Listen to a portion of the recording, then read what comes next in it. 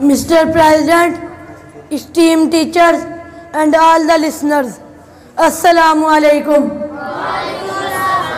The title of my speech today is Quran is the speech of Allah. The Holy Quran is the speech of Allah and a miracle in such a way that others are incapable of presenting such a discourse.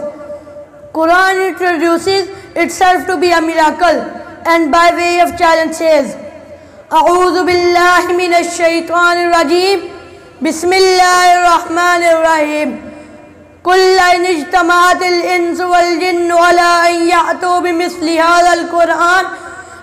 هذا القرآن لا يأتون بمثله ولو كان بعضهم لبعض ظهيرا. Say, if man and jinn should combine together to bring the like of this Quran, they could not bring the like of it, though some of them were aiders of others. This fact is supported by several logical and tangible pieces of evidence, including the following. Number 1. The polytheists failed to produce a single verse, although they were masters of the Arabic language. Number 2. The Quran foretold many matters of the unseen, and all the prophecies were fulfilled. Number 3.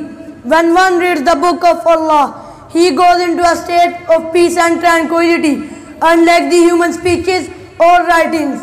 Number 4. The Quran is also a cure, and it expels the devils when it is recited. All human beings know that Allah Himself took the duty to protect Quran till the day of judgment, so they definitely should believe that Quran is the speech of Allah.